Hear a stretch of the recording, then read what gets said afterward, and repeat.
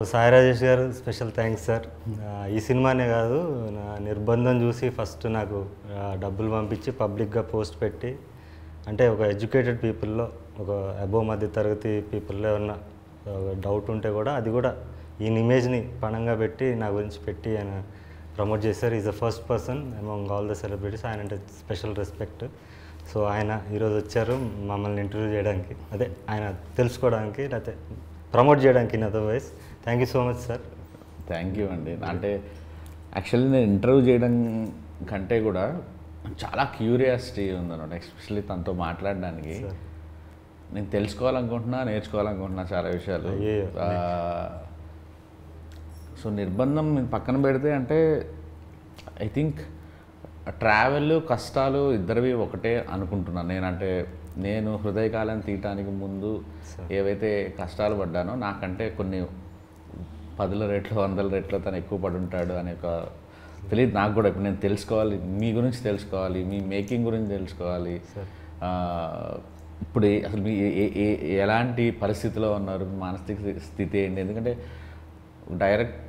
Direction చేయడం ఒకటే కాదు, ఇన్ని క్రాఫ్ట్లు హ్యాండిల్ చేస్తున్నారు. అసలు ఎలా నిజం చెప్తున్నాను అంటే, నేను అసిస్టెంట్ డైరెక్టర్గా ప్రయత్నాలు మొదలుపెట్టినప్పుడు నేను 2005లో వచ్చాను. 2010-11 వరకు కూడా నాకు ఒక ఆఫీస్ మెట్లు ఎక్కడానికి కూడా నాకు ఏ అవకాశం రాలేదు. అసిస్టెంట్ డైరెక్టర్ అవ్వడానికి కూడా నాకు రాలేదు. కానీ ఇంత సౌండ్ సరోజ్ ఎలా చేయగలుగుతున్నాడు? నాకు ఫస్ట్ కొద్దిగా అంటే కొత్త వాళ్ళకి, ఇప్పుడు అసలు మీ గురించి తెలియని వాళ్ళకి ఒక్కసారి మీరు మళ్ళీ చాలా ఇంటర్వ్యూలో చెప్పున్నా కూడా ఒక్కసారి చెప్పండి. అసలు అంటే ఎక్కడ మీ ప్రస్థానం మొదలైంది, ఎక్కడ మీ పేరు వినిపించడం మొదలైంది, దానికి ముందు పడిన ఒక చిన్న కష్టం ఏంటి? అంటే నేను 2004లో జూనియర్ ఆర్టిస్ట్గా వచ్చాను సార్. హీరో అవుదాం అనే ఒక డ్రీమ్లో వచ్చాను. వచ్చినప్పుడు చేశాను 2-3 చిన్న సినిమాలు చేశాను జూనియర్ ఆర్టిస్ట్గా, అంటే బ్యాక్గ్రౌండ్ ఆర్టిస్ట్గా. చేసినప్పుడు నా కళ ఏంటంటే, నా కళ ఎక్కడో ఉంది, ఇది నేను రీచ్ అవ్వాలంటే నా ఇప్పుడున్న పరిస్థితుల్లో అవుద్దా అని చూశాను. అంటే ఇప్పుడు నా వెనక డబ్బన్నా ఉండాలి, లేదా నా దగ్గర ఒకవేళ టాలెంట్ ఉన్నా కూడా అది గుర్తించే దర్శకులు ఉండాలి, వాళ్ళతో ఒక ర్యాపో మెయింటైన్ చేయాలి, ఒక జర్నీ చేయాలి. నేను ఇంట్రోవర్ట్ బేసికలీ. సో నేను అనుకున్నది ఎలా సాధించగలను నాకు నేనుగా, నాలో ఉన్న ఇప్పుడు నేను హ్యూమన్ మేనేజ్మెంట్లో అంత ఇది కాదు, పట్టు లేదు నాకు. సో హ్యూమన్ మేనేజ్మెంట్లో అసలు పట్టు లేనివాడు, ఒంటరిగా ఎక్కువ జీవితం గడిపినవాడు ఒంటరిగా ఎలా ఎదగలడు అని నేను ఆలోచించి నేనే దర్శకుడిగా మారితే బాగుంటుందేమో అనిపించింది సార్. అంటే బికాస్ చిన్నప్పటి నుంచి కూడా నేను దూరదర్శన్కి ఎక్కువ ఎక్స్పోజ్ అయ్యాను సార్. మన టైంలో అప్పుడు దూరదర్శనే ఉండేది. సో దూరదర్శన్ వల్ల చాలా ఎడ్యుకేట్ అయ్యాను నేను. దాంట్లో టెలిస్కూల్ అని ఒకటి వచ్చేది, ఈ వ్యవసాయదారుల కార్యక్రమం వచ్చేది, మంచి అవార్డ్ ఫిల్మ్స్ వచ్చేవి. దాంట్లో శ్యామ్ బెనగల్, సత్యజిత్ రే వీళ్ళ సినిమాలు వచ్చేవి. ఆదివారం మధ్యాహ్నం అనుకుంటా. మధ్యాహ్నం. సో చిత్రలహరి శుక్రవారం నైట్ వచ్చేది. సో ఇలా నేను అంటే ఇప్పుడున్న దాంట్లో ఏంటంటే మనకు చాయిస్ ఉంది. కార్టూన్ నెట్వర్క్ చూసేవాడు కార్టూన్ నెట్వర్కే చూస్తున్నాడు, మనం జంగిల్ బుక్ కోసం ఎదురు చూసేవాళ్ళం. సో అలా చాలా విషయాలు నేను అక్కడి నుంచి ఎడ్యుకేట్ అయ్యాను. అంటే ఒక బ్యాలెన్స్, క్రియేటివ్ బ్యాలెన్స్ వచ్చింది. సో నేనే కథలు రాసుకుని నేనే తీసుకుందాం, నన్ను నేను ప్రొజెక్ట్ చేసుకుందాం అని చెప్పి ఒక షార్ట్ ఫిల్మ్ చేశాను సార్. అప్పట్లో షార్ట్ ఫిల్మ్ కల్చర్ లేదు. చేసి నేనే యాక్ట్ చేశాను. అది పట్టుకుని వెళ్ళిన ప్రతి చోట ఆ డైరెక్షన్ బాగుంది అన్నారు, కానీ నన్ను యాక్టర్గా గుర్తించాల ప్రతి చోట కూడా. సో నేను ఓకే వేరే యాక్టర్ని పెట్టి చేద్దామని అక్కడి నుంచి మిగతా ఇంటర్వ్యూలో చెప్పినట్టు మార్కెట్ ఉన్న యాక్టర్స్తో చేయాలంటే వాళ్ళతో జర్నీ.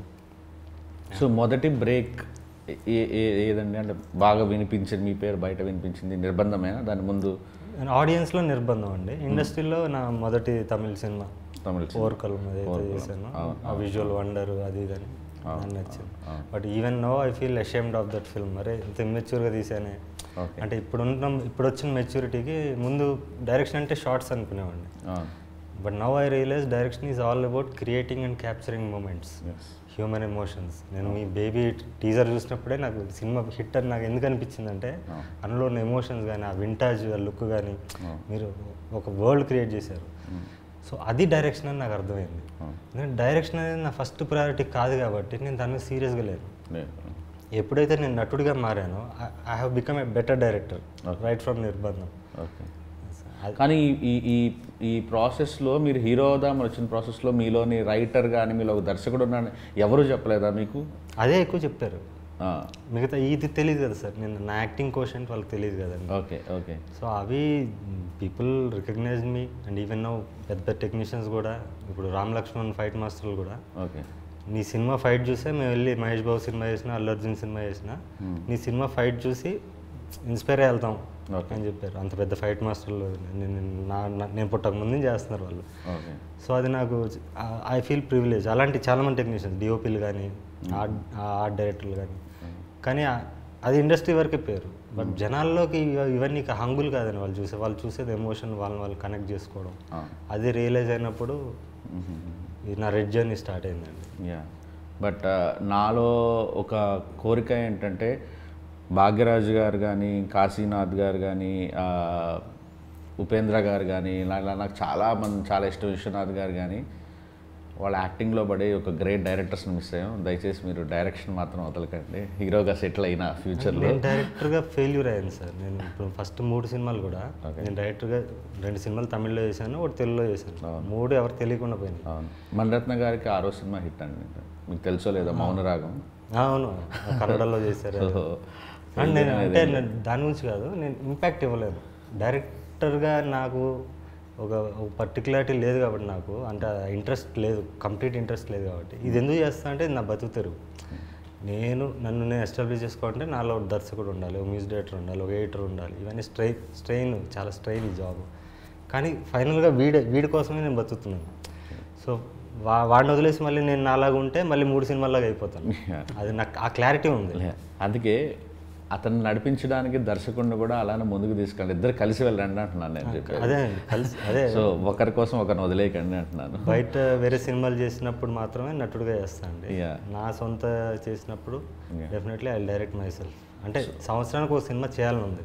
బయట నటులతో అయితే డైరెక్ట్ చేయలేను.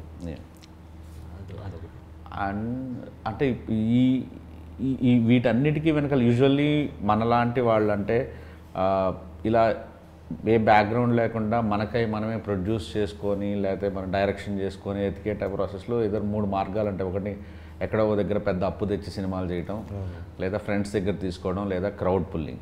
సో మిమ్మల్ని నడిపిస్తుంది ఎవరు ఈ ప్రాసెస్లో, ఈ సినిమాలన్నింటిలో? అభిమానులు అండి. నేనంటే నా ఫ్రెండ్స్ ఉంటారు ఎక్కువ. నేను చెప్పాను ఇంట్రోవర్ట్, ఒంటరిగా ఉంటాను. అభిమానులే నాకు friends.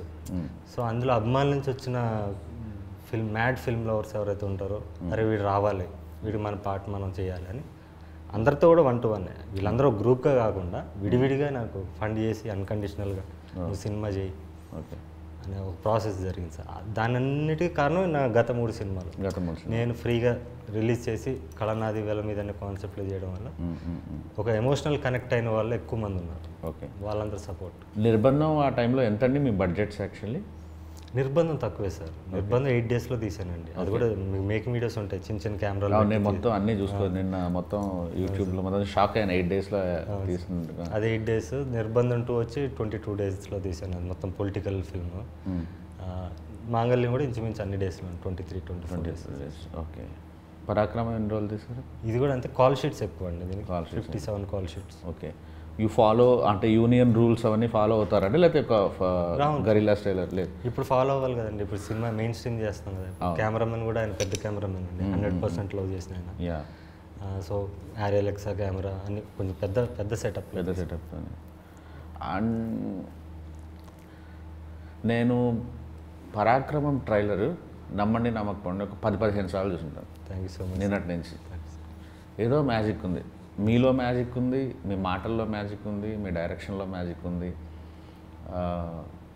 You belong to somewhere. అంటే నాకు తెలిసి ఇంకొక 1-2 సంవత్సరాల్లో మీ పేరు గట్టిగా వినిపించబోతుందని నాకు తెలుసు. అంటే ఏముందో నాకు తెలియదు పరాక్రమంలో. నేను ఎందుకు అన్నిసార్లు చూస్తున్నాను కూడా నాకు తెలియదు. మళ్ళీ చూడాలనిపిస్తుంది, మళ్ళీ చూడాలనిపిస్తుంది. అందులో అంటే నేను ప్రాపర్గా ఎక్స్ప్లెయిన్ చేయలేను. Well designed. మొదటి నుంచి నేను అంటే నిర్బంధం కానీ లేకపోతే మాంగళ్యం కానీ ఆ మాటల్లో రాసే మాటల్లో మ్యాజిక్ ఉంటుంది కాదంట. బట్ ఇది ఇంకా నేను ఎస్కేఎన్కి ఇమీడియట్గా పెట్టాను. లైక్ చూసావా నువ్వు పరాక్రమం అంటే ఇరకదీశాడు రాజా, అసలు యాక్టింగ్ అయితే చంపేస్తున్నాడు, అసలు చాలా బాగుంది సినిమా అంటే ఎవరు ఎందుకు ముందుకెళ్ళట్లేదు ఇండస్ట్రీలో, ఎందుకు దాన్ని సరిగ్గా వాడుకోవట్లేదు అంటే నాకు తెలియదు. అందుకే నేను ఇమీడియట్గా కాల్ కొట్టాను, sir can we do a film అని మీతో. అంత బ్రిలియంట్గా నచ్చింది నాకు. నేను ఎప్పుడెప్పుడా అని వెయిట్ చేస్తున్నాను. యాక్చువల్లీ హోప్ నేను ఇక్కడ హైదరాబాద్లో ఉన్నట్టే ఇమీడియట్గా వెళ్ళిపోయి సినిమా చూస్తాను. సినిమా చూసి నేనే ఇది చేస్తాను.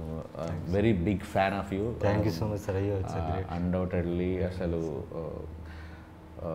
మీరు ఆ రెండు షేడ్స్ 3-4 షేడ్స్ ఉన్నాయి ఇది ట్రైలర్లోనే.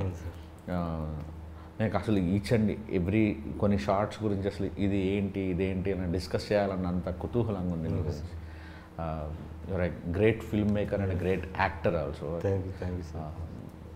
So looking forward actually. Thank you so much. So మీరండి అంటే ఇప్పుడు మీరు చూస్తుంటారు కదా, నీకు హార్డ్ హిట్టింగ్ ఫిలిమ్స్ తను తీసేవన్నీ ఎక్కడ భయం అనిపించలేదా మీకు? అంటే ఇప్పుడు నేను అంటే హార్డ్ హిట్టింగ్ ఫిలిమ్స్ అంటే మేము బేబీ తీశాను, ఇప్పుడు మీరు చూసుంటారు బేబీ, మా వైష్ణవికి వచ్చిన తర్వాత ఇది కానీ.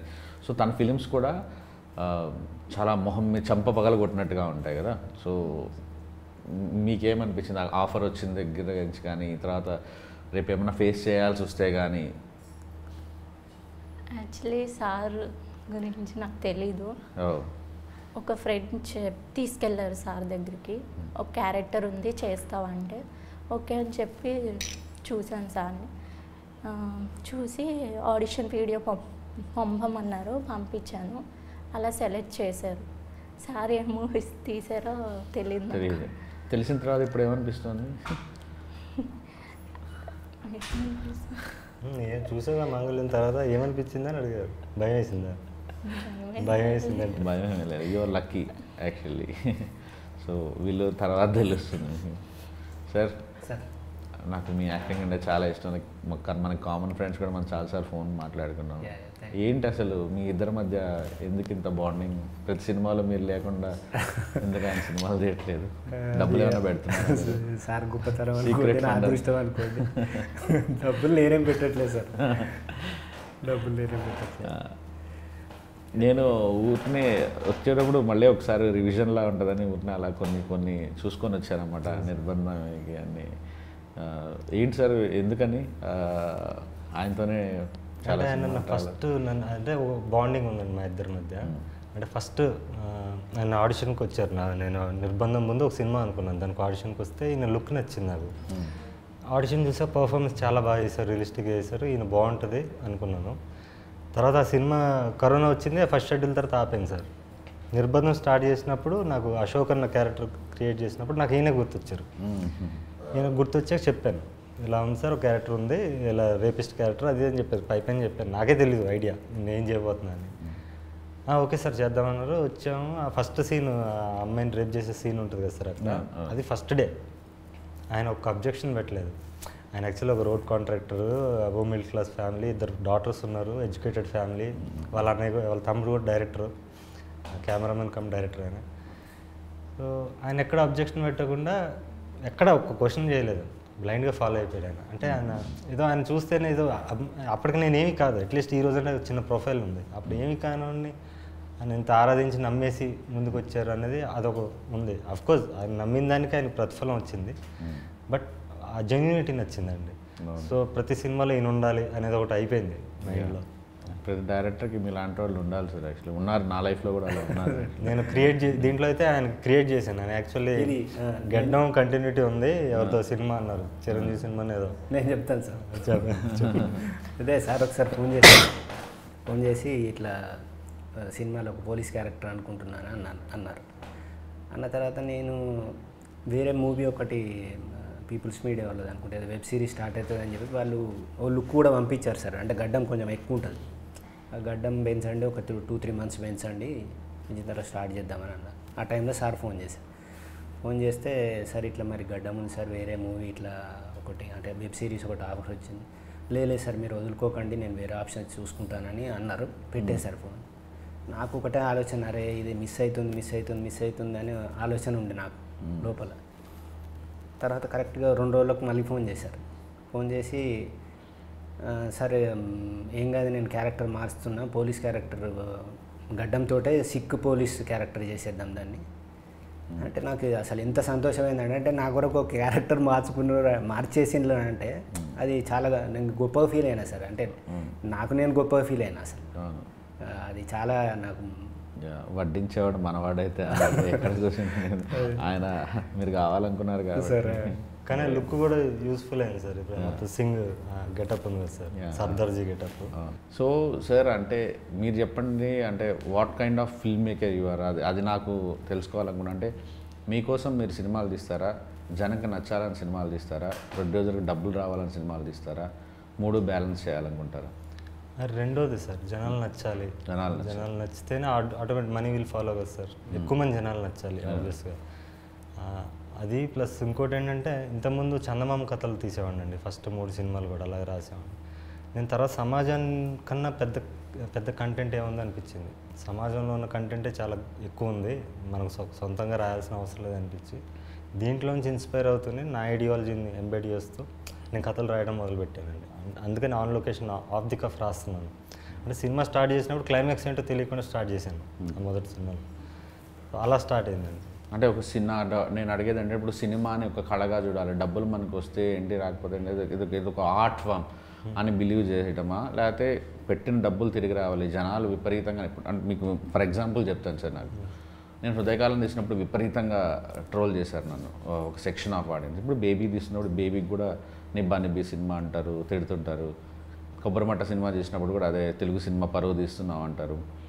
సో నేను ఒక రాజమండ్రి థియేటర్కి వెళ్ళినప్పుడు అక్కడ మాస్ ఆటో డ్రైవరు ఒకతను, ఒక తాగేసి ఒకతను, వాళ్ళు ఎంజాయ్ చేస్తుంటే కడుపు నిండిపోయింది. అంటే మనం ఎక్కడో పేపర్ మీద రాసింది ఎవరికో ఆనందం ఇస్తుందంటే ఇంకా అంతకు మించి ఏం కావాలి.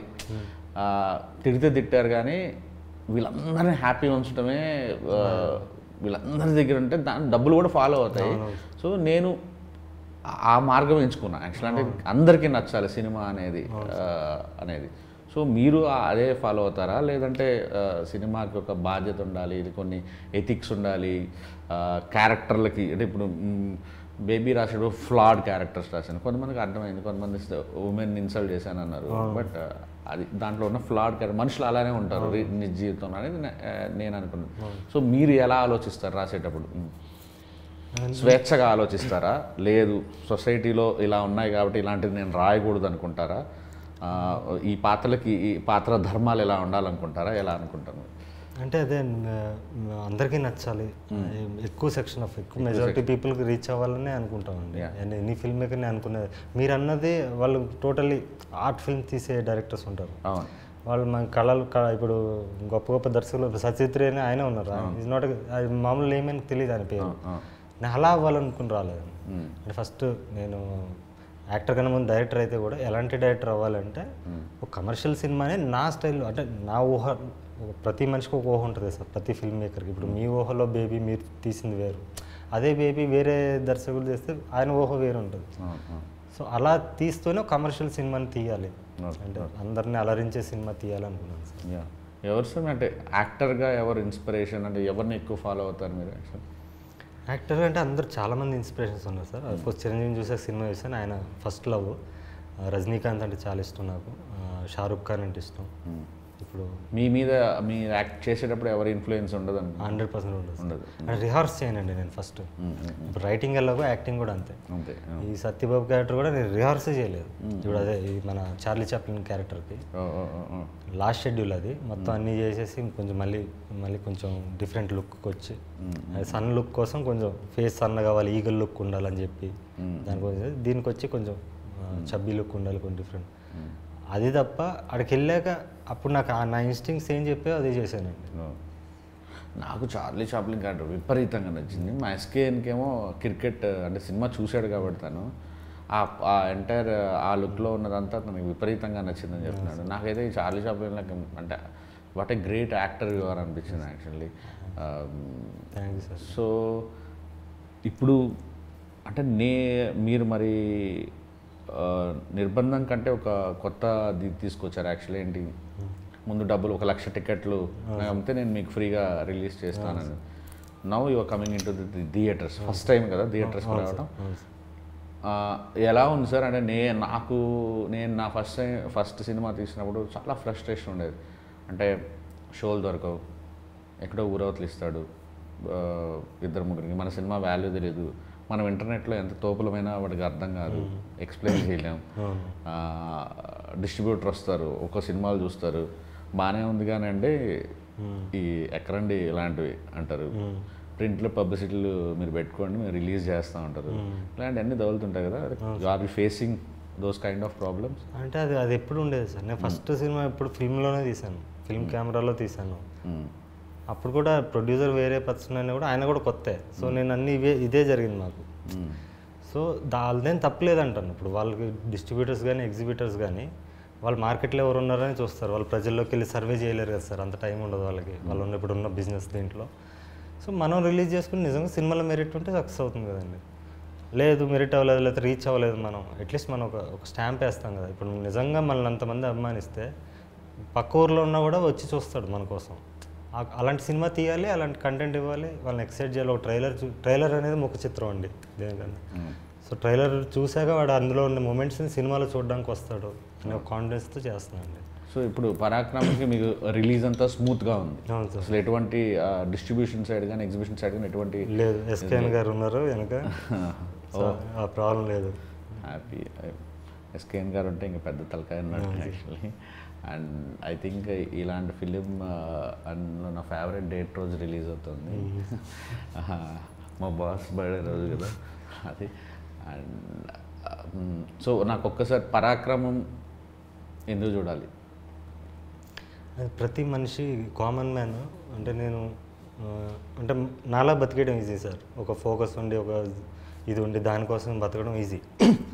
ఒక కామన్ మ్యాన్ అనేవాడు వాడు ఎన్నో కాంప్రమైజెస్, వాడు డ్రీమ్స్ని కంట్రోల్ చేసుకుని ఫ్యామిలీ కోసం ఇంకేదో బాండింగ్ కోసం బతుకుతుంటాడు. వాడు రోజు ఎంతోమందిని ఫేస్ చేస్తుంటాడు. వాడిని ద్వేషించేవాడు ఉండొచ్చు, వాడిని కమాండ్ చేసి ఒక బాస్ ఉండొచ్చు, వాడిని ప్రేమించి మోసం చేసిన వాళ్ళు ఉండొచ్చు, గెలిచిన ప్రేమ ఉంటుంది, ఓడిపోయిన ప్రేమ ఉంటుంది, గోతులు తగ్గడం ఉంటుంది, ఇలా రకరకాల క్యారెక్టర్స్ వాడి చుట్టుపక్కలే ఉంటారు. వీళ్ళందరినీ దాటుకుని వాడు జీవిస్తుంటాడు, లీడ్ చేస్తుంటాడు. కానీ వాడు ఊహలో మాత్రం వాడిని ఒక హీరోగా ఊహించుకుంటాడు, వీళ్ళందరినీ ఎలా కొట్టాలి, ఎలా తన్నాలి, ఎలా చేయాలనుకుంటాడు. సో అదంతా నేను సినిమాలో చూపించాలనిపించింది. సో లోవరాజ్ అనే మళ్ళీ కామన్ మ్యాన్కి ఏముంటుందంటే పుష్ప, కేజీఎఫ్ లాంటి సినిమాలు చూసి ఎంజాయ్ చేస్తారు, కానీ నేను వాళ్ళగా అవ్వాలనుకోరు. ఎందుకంటే క్రిమినల్ అవ్వాలనుకోరు ఎవరు. జైలు అంటే భయం, లేకపోతే రక్తపాతం ఇలాంటివి చేయకుండా మనం హీరో అవ్వాలనుకుంటారు. సో ఇందులో లోవరాజు రక్తపాతం చేయడు, క్రైమ్ చేయడు, ఏం చేయకుండా హీరో అవుతాడు. అంటే నేను ఒక 100 రూపాయలు పెట్టి టికెట్ కొనిపిస్తే నన్ను నవ్విస్తారా, ఏడిపిస్తున్నారా, రకరకాలుగా ఏ కైండ్ ఆఫ్ ఎమోషన్లోంచి నాకు హై ఇవ్వబోతున్నారు మీరు? అన్నీ ఉంటాయి సార్. అండ్ ప్రేమ ఉంటుంది, అదే మీరు అన్న వినోదం ఉంటుంది, యాక్షన్ ఉంటుంది, నటన ఉంటుంది. మెయిన్ నటన అండి. నటన కోసం ఖచ్చితంగా సినిమాని నటనే తీసుకెళ్తుందని నా ఫీలింగ్. నేను అదే అనుకున్నాను. బట్ అన్ని క్రాఫ్ట్లు అమేజింగ్ ఉన్నాయి, బ్యాక్గ్రౌండ్ స్కోర్, ఎవ్రీథింగ్, యాక్టింగ్ దగ్గర నుంచి మ్యూజిక్ కానీ కెమెరా వర్క్ కానీ ఎవ్రీథింగ్ ఈజ్ సో గుడ్. నాకైతే ఈ సినిమా ఆడాలని మనస్ఫూర్తిగా నా ఇంటర్వ్యూలు చేసుకోవడానికి నేను భయపడతాను, అలాంటి వచ్చి కూర్చొని చేస్తున్నానంటే నాకు అలా అనిపించింది. హార్ట్ఫుల్గా విష్ చేస్తున్నాను సార్, ముగ్గురికి ఆల్ ది బెస్ట్. ముగ్గురికి కెరీర్ సెటిల్ అవ్వాలి, మీరు పెద్ద స్టార్ అవ్వాలి, గ్రేట్ డైరెక్టర్ కూడా అవ్వాలి. Thank you sir. అందరికీ మెచ్చే రైటర్ కూడా అవ్వాలి. నాకు డైలాగులు మీ మాటలు రాసే పద్ధతి చాలా చాలా చాలా నచ్చింది. Good luck sir, good luck. Thank you so much. Thank you.